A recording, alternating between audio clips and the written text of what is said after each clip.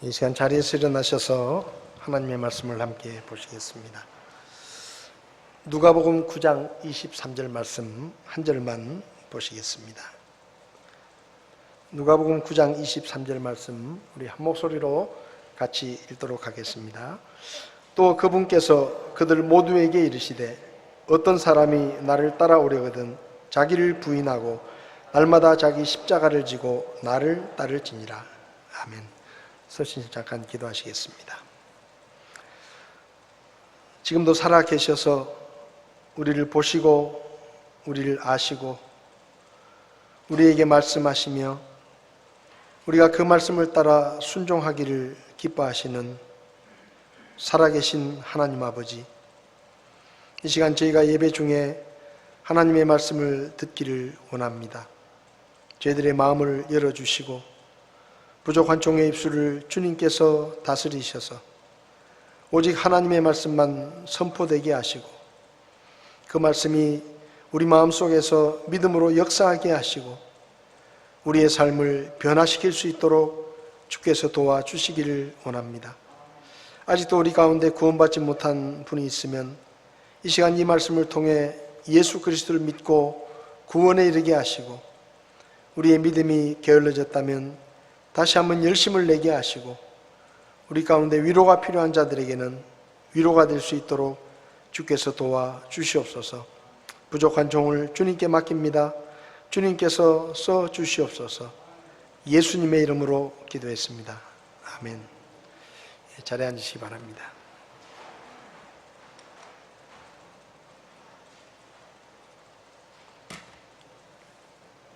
주일 오전에 말씀 속에 제자의 길이 있다라는 주제로 말씀을 나누고 있습니다. 지난 주일에는 제자는 계속해서 성장하는 사람이다, 그런 주제로 말씀을 드렸는데 성장하기 위해서는 지금의 믿음에 만족하지 않고 내가 더 성장해야 되겠다, 그런 성장에 대한 소원이 있을 때 우리의 믿음이 성장할 수 있다라는 말씀을 드렸습니다. 또 성장하기 위해서는 우리의 성장의 목표가 그저 그냥 조금 믿음이 더 좋은 사람이 되는 것이 아니라 예수님처럼 되는 것임을 알고 끊임없이 계속해서 믿음 안에서 달려가는 그런 삶을 살 때 우리가 성장할 수 있다라는 말씀을 드렸습니다.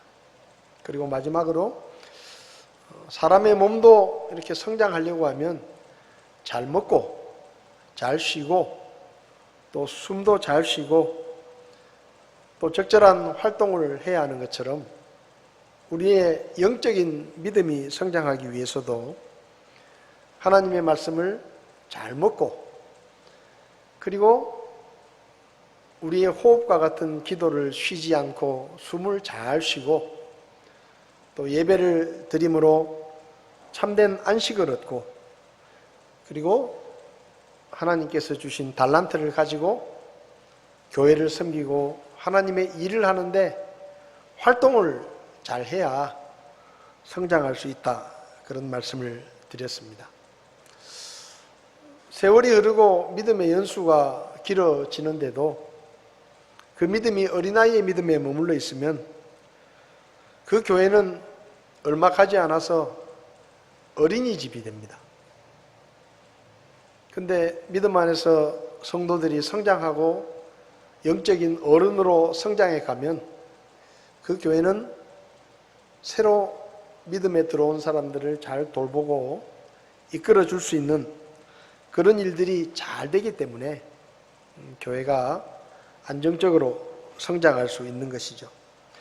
오늘은 본문의 말씀을 가지고 제자는 자기를 부인하고 예수님을 따라가는 사람입니다, 그런 제목으로 말씀을 드리려고 합니다. 오늘 본문을 보면 예수님께서 어떤 사람이 나를 따라오려거든 자기를 부인하고 날마다 자기 십자가를 지고 나를 따라와야 한다라고 말씀하십니다. 본문에는 예수님께서 제자에 관한 조건을 말씀하시는데 첫 번째는 자기를 부인해야 된다. 그리고 두 번째는 자기 십자가를 날마다 져야 된다. 그렇게 말씀하셨습니다. 이 말씀을 가지고 2주 동안 좀 말씀을 살펴보려고 하는데요. 오늘은 먼저 자기를 부인하고 예수님을 따르는 것에 대해서 좀 살펴보려고 합니다. 성경의 모든 말씀들이 그렇지만 이 말씀을 잘 이해하려고 하면 앞뒤 문맥을 잘 살피면서 예수님께서 왜 이 말씀을 하셨는가, 또 언제 이 말씀을 하셨는가, 또 누구에게 이 말씀을 하셨는가 라는 것을 잘 살펴보아야 합니다. 예수님께서 이 말씀을 하시게 된 배경을 좀 살펴보면 예수님 당시에 이스라엘 백성들은 로마의 식민 통치를 받으면서 로마의 폭정과 또 과도한 세금 납부로 인해서 여러 가지로 어려움 가운데 살고 있었습니다. 가끔 무력으로 독립을 하려고 일어난 무리들이 있었지만 번번이 실패를 했습니다. 그래서 유대인들 사이에서는 로마의 식민 통치에 하도 시달리며 살다 보니까 유대인들 사이에 어떤 생각들이 있었는가 하면 분명히 하나님께서 때가 되면 메시아를 보내시고 그 구원자를 통해 우리나라를 회복시키시고 다시 옛날의 영광을 되찾게 하신다고 약속하셨는데 그 메시아가 언제 오느냐? 지금 우리는 너무 힘들고 고통스러운 시간을 보내고 있고 우리의 삶이 너무 힘든데 빨리 메시아가 와서 이 로마의 식민 통치로부터 우리를 독립시키고 우리나라를 좀 옛날에 영광스럽게 세우는 그런 메시아가 빨리 왔으면 좋겠다. 그런 마음들이 유대인들 사이에 널리 퍼져 있었습니다.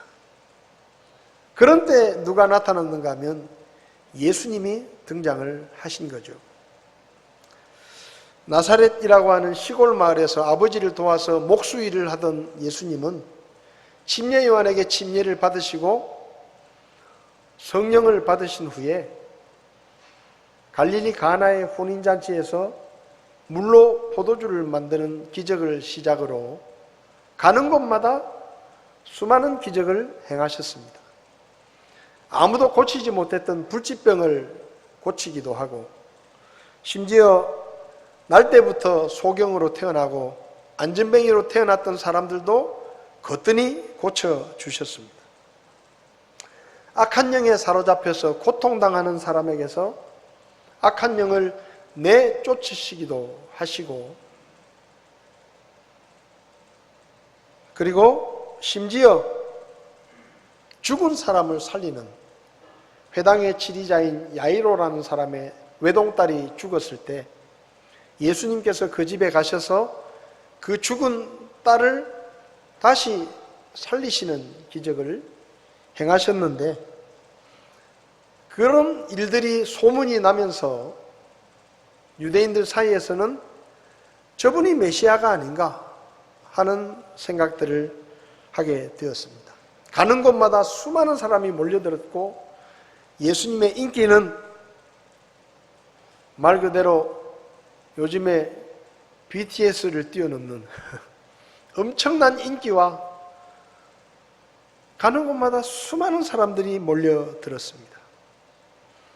그러다 보니까 유대인들 사이에 저 예수님이 도대체 누구냐 하는 생각들이 설왕설래하고 있었습니다.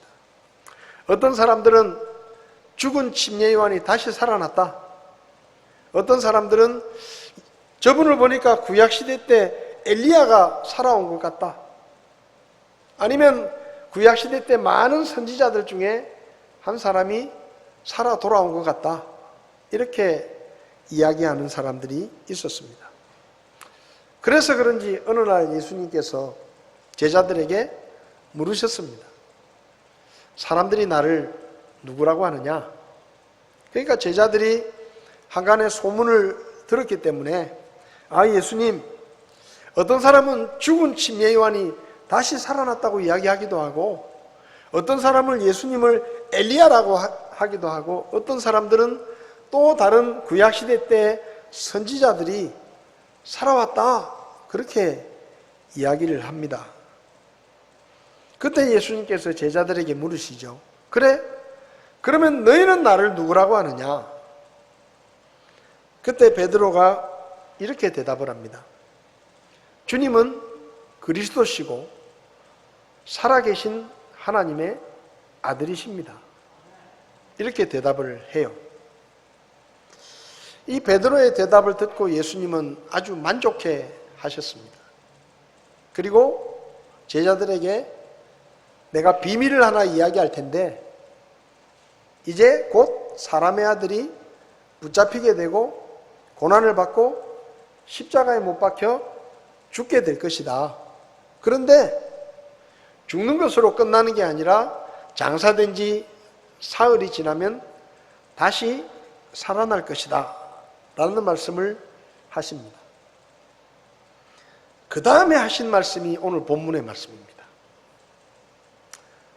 그러니까 이 말씀은 그냥 예수님께서 아무렇게나 하신 말씀이 아니고, 제자들이 주님은 그리스도시고 살아계신 하나님의 아들이십니다 라고 믿음을 고백했을 때 예수님께서 그 제자들에게 어떤 사람이 나를 따라오려거든 자기를 부인하고 날마다 자기 십자가를 지고 나를 따라와야 한다, 그렇게 말씀하신 것이죠.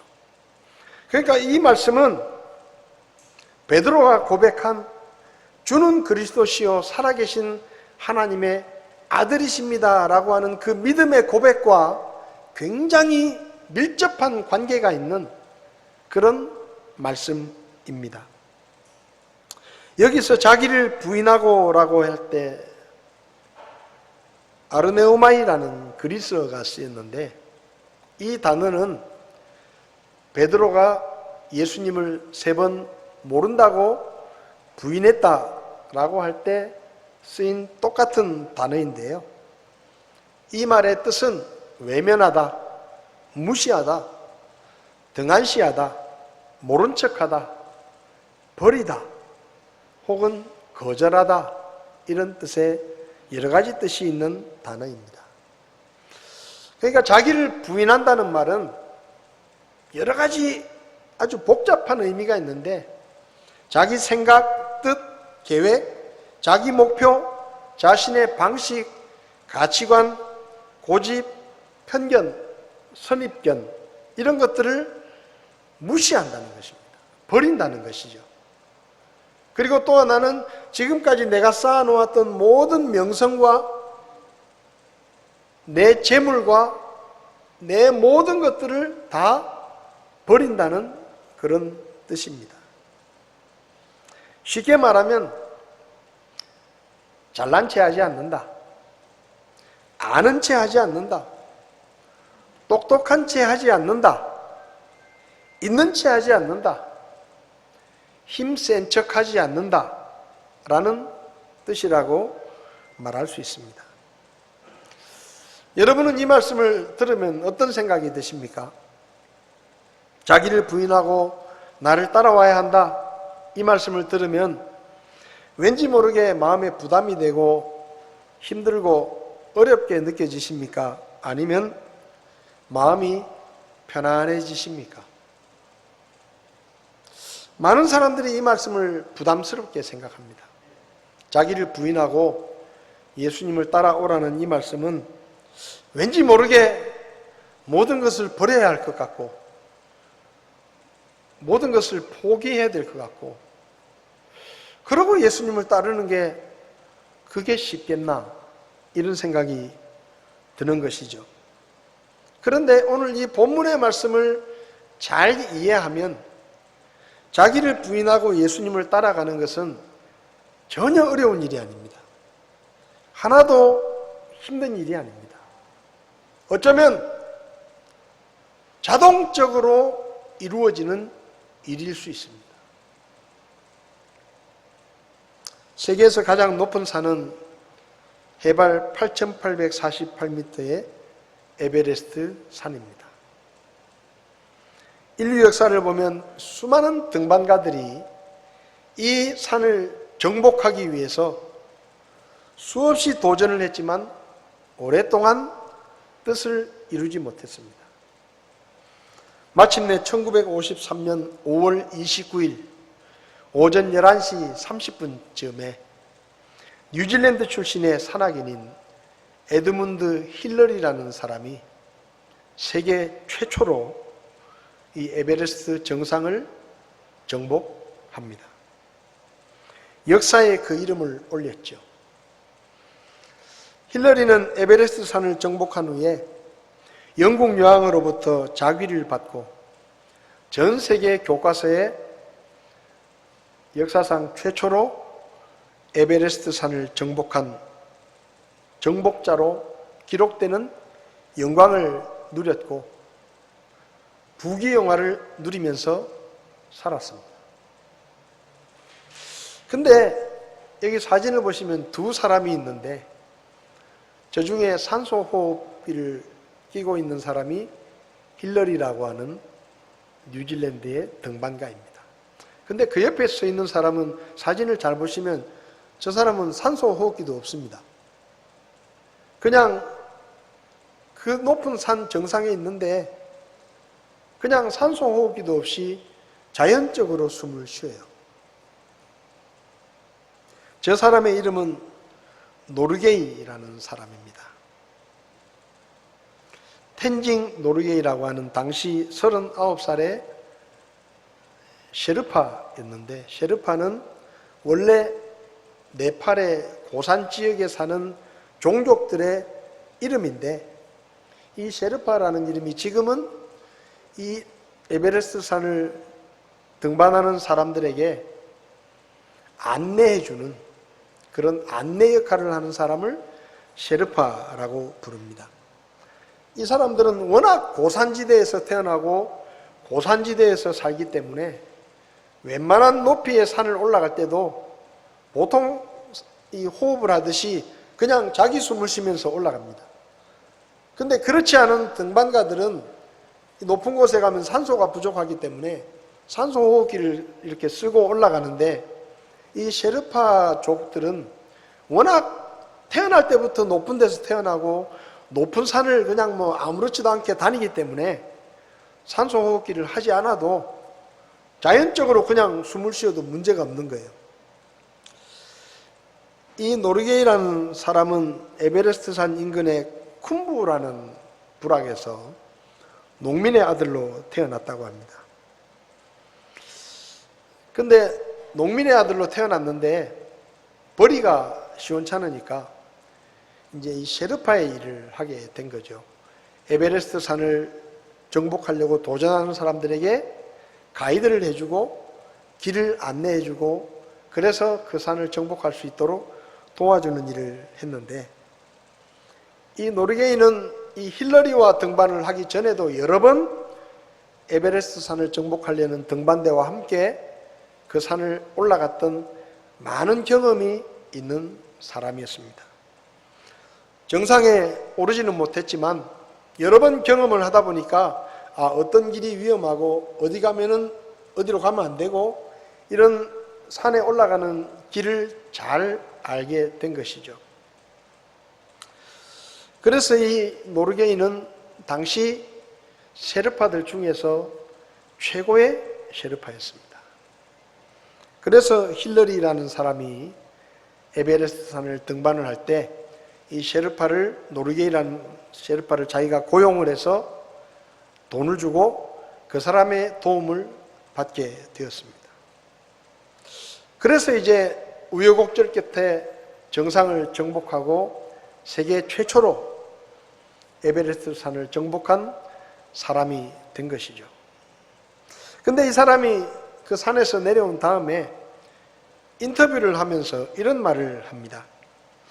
만약에 텐징 노르게이라는 셰르파가 없었다고 하면 나는 절대로 그 산을 정복하지 못했을 것입니다. 나는 정상을 향해 가는 도중에 여러 번 위험에 빠졌고 여러 번 죽을 뻔했습니다.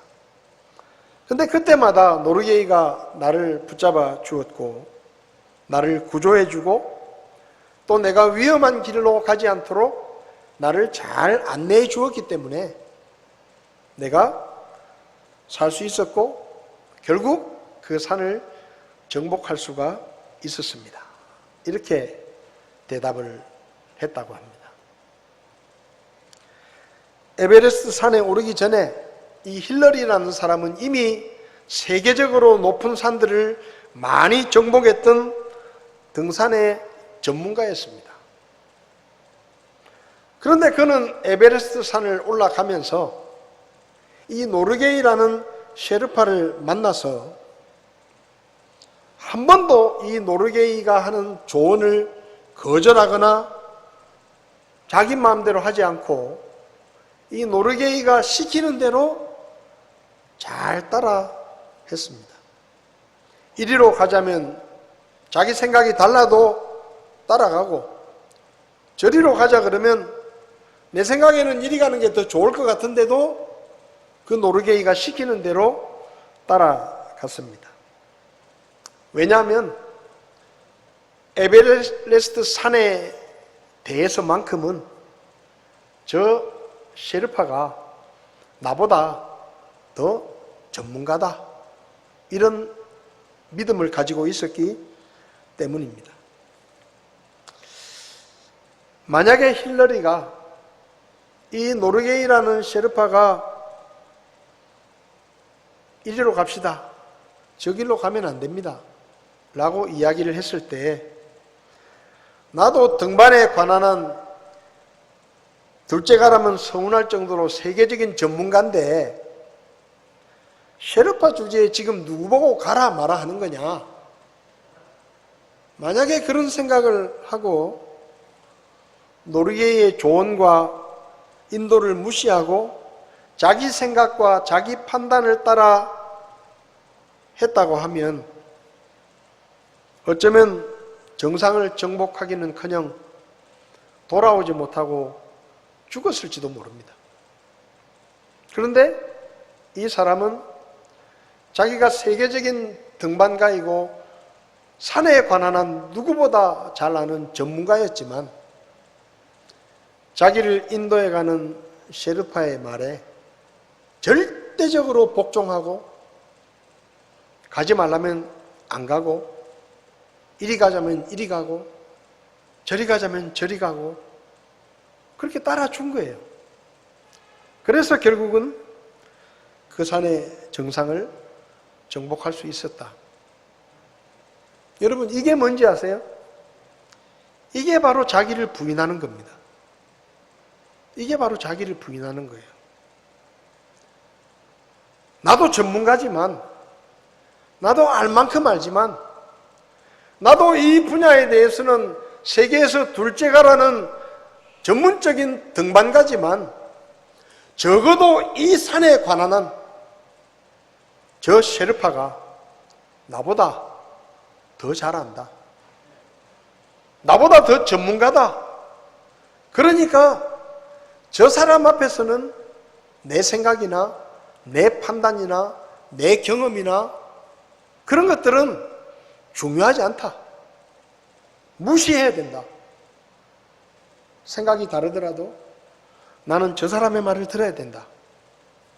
그게 뭔가 하면 예수님께서 말씀하신 자기를 부인하는 것입니다. 예수님께서 너희는 나를 누구라고 하느냐 제자들에게 물으셨죠. 그때 제자들이 대답합니다. 당신은 그리스도시고 살아계신 하나님의 아들이십니다.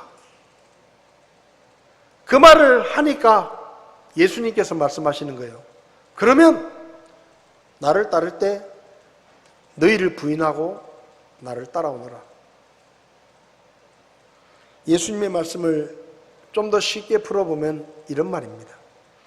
지금까지 너희가 나를 스승이라고 생각하면서 따라왔지만 너희들은 아직도 너희 자신을 믿고 너희 생각과 판단을 믿고 너희 지식을 의지하면서 살아왔다. 그런데 이제 너희가 내가 하나님의 아들이고 내가 하나님이라는 것을 알게 되었고, 그리고 내가 너희보다 더 지혜롭고 더 똑똑하고 더 능력 있고 더 가진 것이 많고 미래까지 다 내다보는 지혜가 있는 분이라는 것을 알게 되었으니까 이제부터는 내 앞에서 잘난 체 하지 마라. 아는 체 하지 마라. 있는 체 하지 마라. 힘센 척 하지 마라. 똑똑한 체 하지 마라. 너희의 생각과 너희의 판단을 이제부터는 다 버리고 내 말을 듣고 내 생각을 따르고 내 뜻을 따라야 된다 라고 말씀하신 거예요. 그러니까 이 말씀은 누구에게나 하신 말씀이 아니고 예수님을 살아계신 하나님의 아들로 믿는 사람들에게, 그분이 하나님이시라고 믿는 사람들에게 하신 말씀입니다. 그래서 만약에 어떤 사람이 정말로 예수님이 하나님의 아들이시고 하나님이라는 것을 믿는다면 그 사람에게는 자기를 부인하고 예수님을 따라가는 것이 하나도 어려운 일이 아닙니다. 힐러리가 세계적인 등반가였지만 노르게이라는 셰르파가 이 산에 관한 나보다 훨씬 더 많은 것을 알고 있는 전문가다라고 인정했을 때 그 셰르파의 말을 듣고 자기 생각과 자기 판단을 버리는 것은 하나도 어려운 일이 아니었습니다. 왜요? 나보다 더 전문가라는 걸 인정했기 때문입니다. 오늘날 많은 사람들이 이 말씀 앞에서 부담스러워하고 자기를 부인하고 예수님을 따라가는 게 그게 쉬운 일이겠나? 너무 힘들다, 어렵다. 어떻게 자기를 버리고 예수님만 따라가겠냐? 그렇게 생각하는 것은 말로는 예수님을 믿는다라고 말하지만 그분을 하나님으로 믿는 믿음이 없기 때문입니다. 만약에 예수님을 살아계신 하나님으로 믿는다고 하면 나보다 훨씬 더 내 인생에 관한 전문가라는 것을 인정한다고 하면 그분 앞에서 내 생각과 내 판단을 버리는 것은 아무것도 아닙니다. 당연한 것입니다.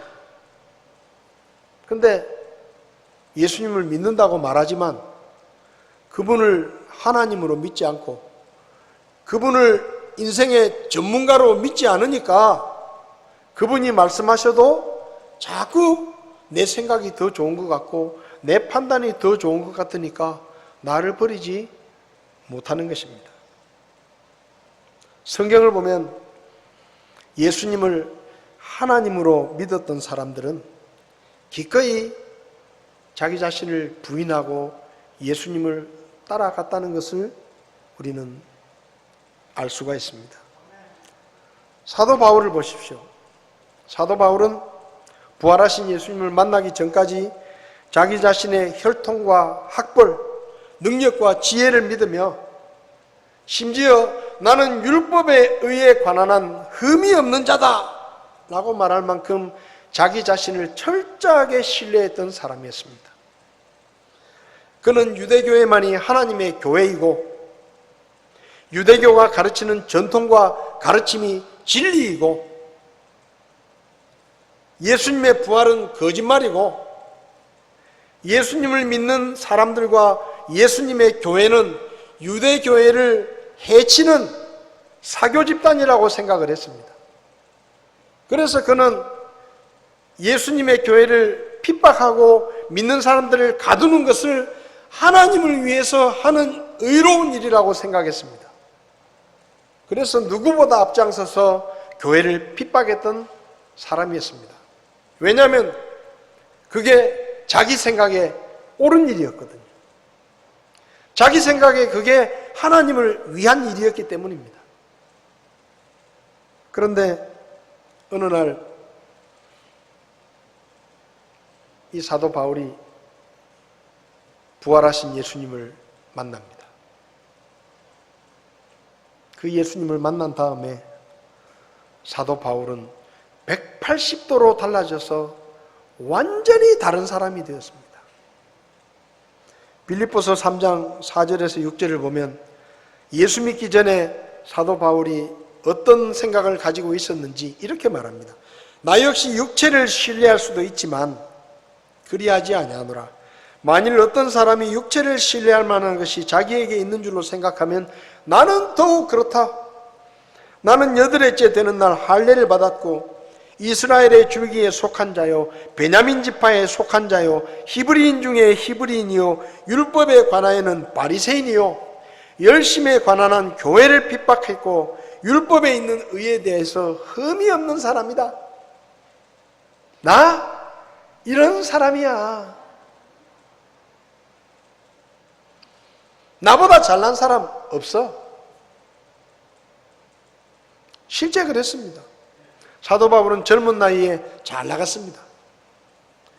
종교적, 사회적인 지도자들의 인정을 받았고 장래가 촉망되는 바리새인이었고 심지어 자기 마음대로 사람을 죽일 수도 있는 특별한 권한을 받을 만큼 신뢰받는 앞길이 창창한 젊은 지도자였습니다.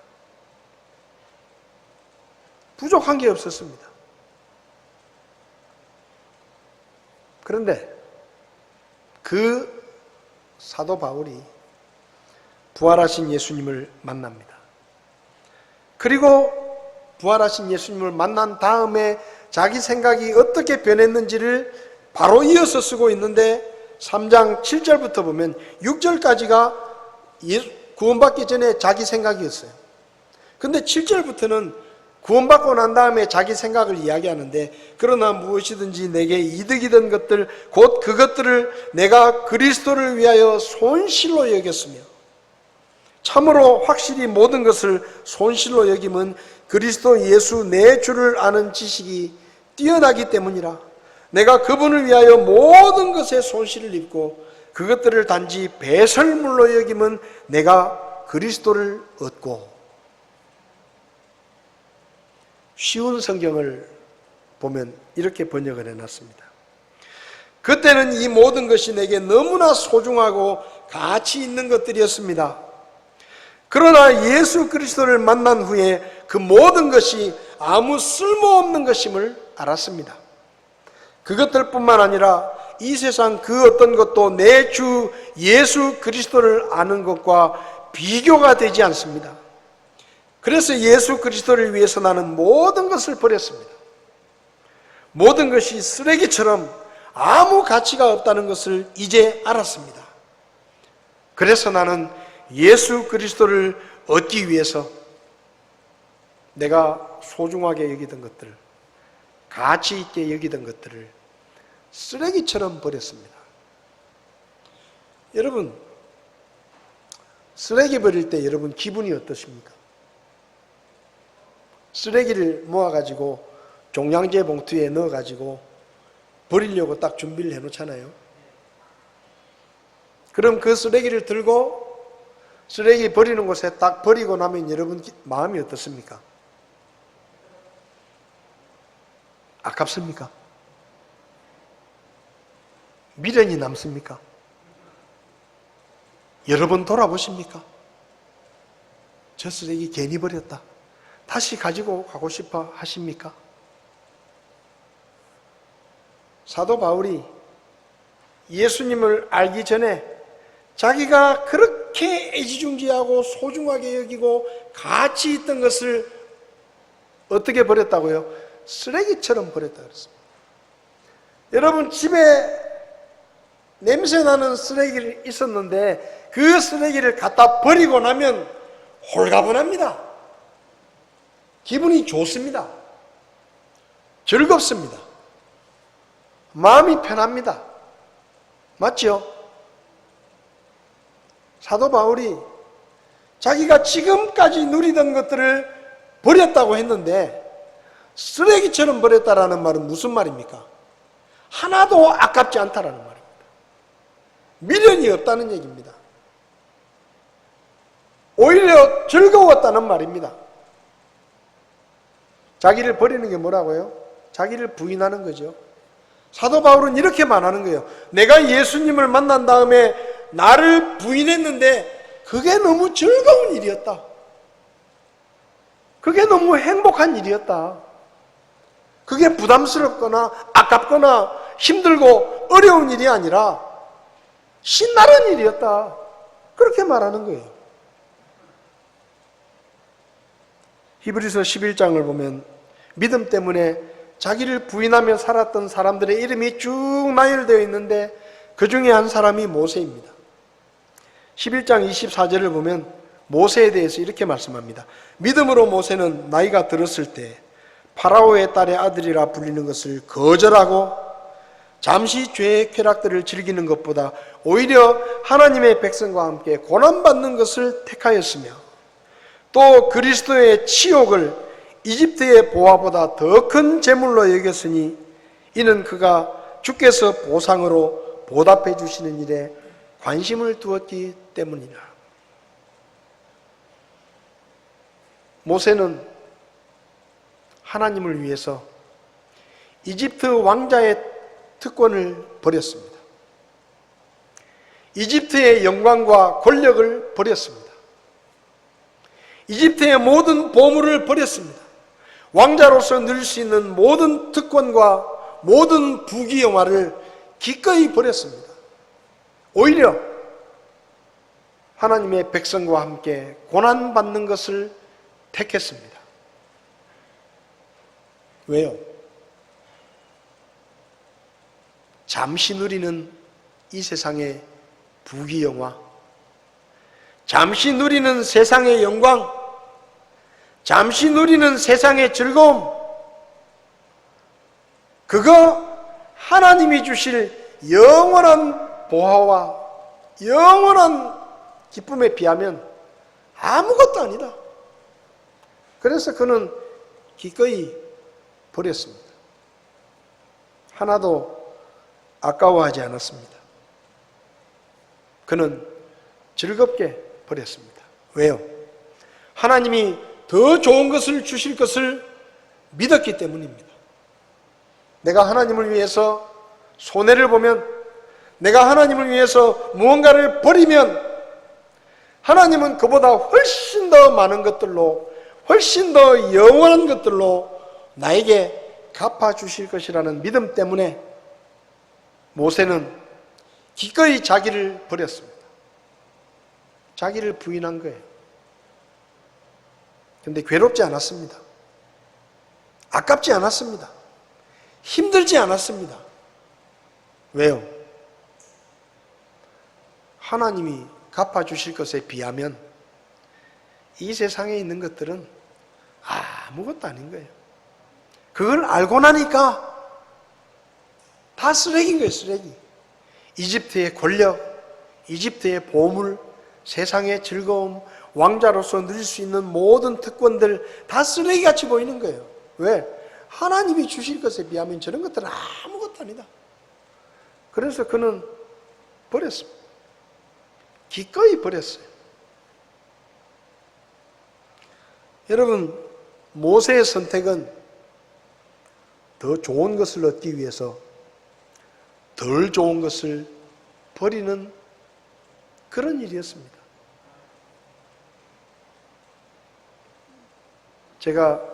우리가 다 휴대폰을 쓰고 있잖아요. 요즘 폴더블 폰이라고 좋은 폰이 나왔습니다. 저는 아직 그 폰이 없습니다. 좀 오래된 폰을 씁니다. 근데 만약에 여러분 중에 어떤 분이 그 최신형 폴더블 폰을 사가지고 저에게 선물로 준다고 생각해 보십시오. 목사님, 이거 요즘 최신형 폰인데 목사님 폰이 좀 오래된 것 같아서 제가 바꿔드리려고 제가 하나 사왔습니다. 그러니까 이거 쓰십시오. 그럼 제가 어떻게 할까요? 제가 지금 이런 폰을 쓰거든요. 근데 최신형 폰을 딱 사다 주는 거예요. 그러면 제가 어떻게 합니까? 그 선물 받은 최신형 폰을 서랍 속에 턱 던져놓고 계속 익었을까요? 네? 그렇게 하겠습니까? 당장 바꿀 거예요. 최신형 폰을 받아서 바로 휴대폰을 바꾸고 유심칩을 바꾸고 지금 쓰던 이 폰은 서랍 속에 던져놓든지 아니면 누구한테 돈 한 푼 안 받고 줘버릴 거예요. 왜? 더 좋은 게 생겼잖아요. 그게 뭐예요? 예수님이 말씀하신 자기 부인입니다. 나보다 훨씬 지혜로우시고 나보다 훨씬 능력 있으시고 인생에 관한 한 최고의 전문가이신 하나님이 나와 함께 계시고 앞으로 내 인생은 그분이 책임지실 것이고 그분이 말씀하시는 것이 내가 생각하는 것보다 훨씬 더 좋고 그분이 판단하시는 것이 내 판단보다 훨씬 더 정확하고 실수가 없으신 그분이 나를 인도하시겠다는데 얼마나 좋은 일이에요. 얼마나 행복한 일입니까? 그런데 그분 앞에서 내 생각을 고집하면서 가겠습니까? 그렇게 안 합니다. 그렇게 안 해요. 예수님이 말씀하신 자기 부인은 예수님을 하나님의 아들로 믿는 사람에게는 하나도 어려운 일이 아니고 저절로 이루어지는 일입니다. 저절로. 노력을 안 해도 나보다 저분이 더 똑똑한데 나보다 저분이 훨씬 더 많이 아는데 내가 전문가지만 셰르파인 노르게이라는 사람이 나보다 이 산에 대해서는 더 많이 아는데 내 생각과 내 판단을 버리는 거 그 어려운 거 아니에요. 나보다 더 전문가 앞에서 아는 체 하지 마십시오. 여러분이 정말로 예수님을 하나님의 아들이라고 믿는다면 여러분이 믿는 하나님이 천지 만물을 말씀 한마디로 창조하신 창조주 하나님이라고 믿는다면 하나님의 말씀 앞에서 아는 체 하지 마세요. 똑똑한 체 하지 마세요. 잘난 체 하지 마십시오. 뭐 좀 있는 체 하지 마세요. 그냥 하나님이 말씀하실 때는 아, 예, 아멘 그러고 따라가십시오. 그게 훨씬 좋은 길이에요. 우리가 구원받는 순간 우리에게는 하나님이라고 하는 멋진 아버지가 생겼습니다. 우리가 구원받는 순간에 우리 아버지신 하나님께서 너는 지금부터 내 자식이다. 앞으로 네 인생은 내가 책임진다. 그렇게 말씀하셨습니다. 그런데 그 하나님을 따라가면서도 사사건건 내 생각을 이야기하고 하나님이 말씀하실 때마다 하나님 제 생각에는요 이렇게 하면 더 좋을 것 같은데요. 하나님 그렇게 하면 안 돼요. 하나님 그렇게 하면 안 된다니까요. 하나님 그렇게 하면 손해봐요. 하나님이 뭘 몰라서 그러시는 것 같은데 제 말 들으십시오. 그러면서 따라가는 사람은 바보예요, 바보.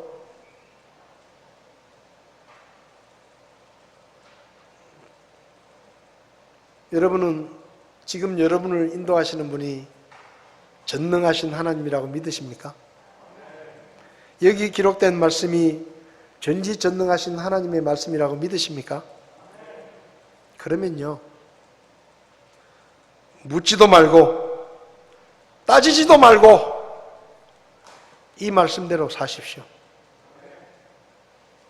그게 자기를 부인하는 거예요. 하나도 어려운 일이 아니에요. 하나님의 생각은 언제나 내 생각보다 낫습니다. 하나님의 계획은 언제나 내 계획보다 더 좋습니다. 나는 언제든지 실수할 수 있지만 하나님은 절대로 실수하지 않는 분이고 나는 언제든지 틀릴 수 있지만 하나님은 절대로 틀리지 않는 분이시고 나는 언제든지 잘못 생각할 수 있지만 하나님은 절대로 잘못 생각하는 일이 없으시고, 나는 언제든지 실패할 수 있지만 하나님은 절대로 실패하지 않는 분이십니다. 그럼 누구 말을 들어야 되겠습니까? 내 생각을 따라야 되겠습니까? 아니면 하나님의 말씀을 따라야 되겠습니까?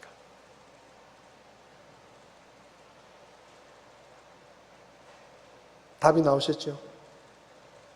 자기를 부인하고 예수님을 따라가라는 이 말씀은 우리에게 부담을 주는 말씀이 아니라 우리에게 얼마나 좋은 셰르파와 우리 인생에 얼마나 좋은 안내자가 있는지를 가르쳐 주시는 하나님의 말씀입니다.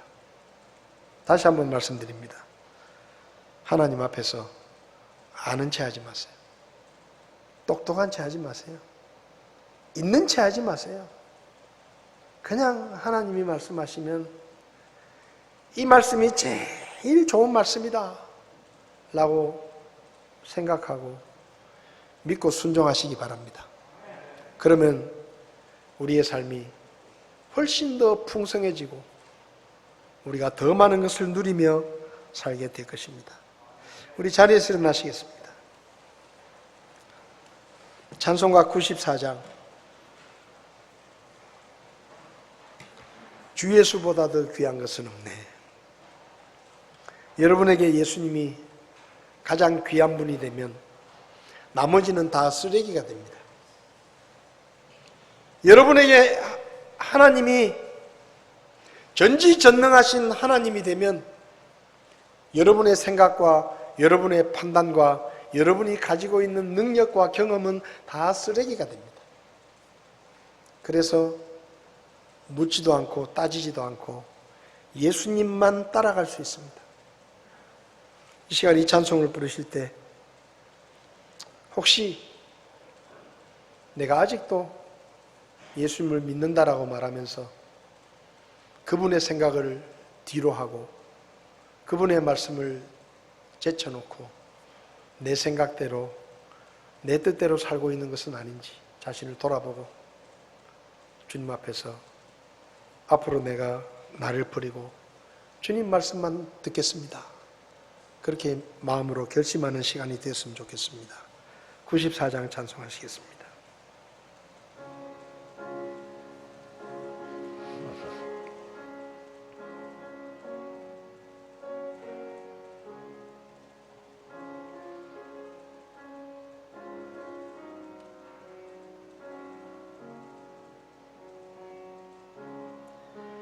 주 예수보다 더 귀한 것은 없네.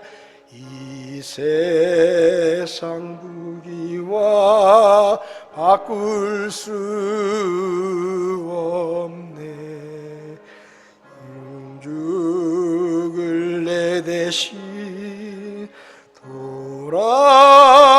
돌아가신 그 놀라운 사랑 잊지 못해. 세상 즐거움 다 버리고 세상 자랑 다 버렸네. 주 예수보다 더 귀한 것은 없네. 예수 밖에는 없네. 다 자리에 앉으시겠습니다. 다 자리에 앉으셔서 고개를 숙이시고 아직도 나에게 예수님보다 더 귀한 것이 있지는 않습니까? 아직도 예수님보다 내 생각이 더 중요하고 내 판단이 더 중요하고 내 계획이 더 중요하고 내 목표가 더 중요하고 혹시 그렇게 살고 계시진 않습니까? 이 시간 예수님이 내 인생의 가장 귀한 분이시고, 예수님이 나보다 똑똑하고 나보다 훨씬 더 지혜로우시고 나보다 훨씬 많은 것을 아시고 나보다 더 내 인생의 길을 잘 아시는 분이시니, 제가 이제부터 제 생각을 버리고 주님 말씀을 따라 순종하며 살겠습니다. 이 시간에 그런 결심을 하시기 바랍니다. 그리고 앞으로 그분의 말씀에 순종하는 삶으로 더 풍성한 삶을 누리시기를 바랍니다. 혹시 여러분 가운데 목사님, 저는 아직 예수님을 믿지 않습니다. 구원받지 못했습니다. 근데 오늘 말씀을 들으며 하나님이 나보다 똑똑하시고 나보다 더 지혜로우신 분이신데 제가 지금까지 하나님의 말씀을 무시하고 예수님을 믿지 않았습니다. 근데 오늘 제가 예수 믿기를 원합니다. 저도 제 인생에 예수님을 받아들이기 원합니다. 그리고 예수님의 말씀을 따라 살기를 원합니다. 그것이 오늘 여러분의 결심이라면 오른손을 잠깐 들어주시면 제가 기도해 드리겠습니다. 저도 예수 믿겠습니다. 그런 분 계시지 않습니까?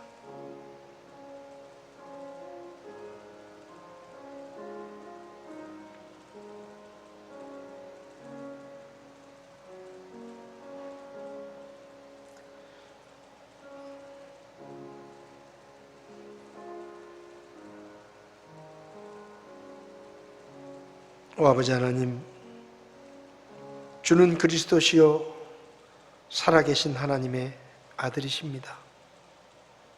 우리가 믿고 섬기는 하나님은 말씀 한마디로 천지를 창조하시고 우리를 창조하시고 우리의 모든 미래를 다 아시는 세상에서 가장 지혜로우신 우리 인생의 안내자이십니다.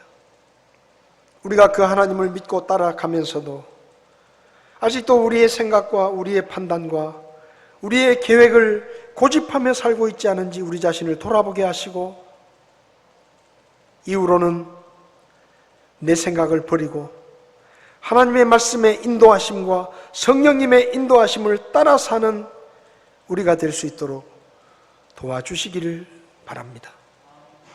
하나님 앞에서 아는 체 하지 않게 하시고 잘난 체 하지 않게 하시고 똑똑한 체 하지 않게 하시고 있는 체 하지 않게 하시고 오직 하나님 한 분만 믿고 주님의 말씀과 인도하심에 순종하며 살아갈 수 있도록 저희를 도와주시옵소서. 오늘도 귀한 말씀으로 우리에게 도전해 주신 것을 감사드리며 예수님의 이름으로 기도했습니다. 아멘. 예배를 마치겠습니다.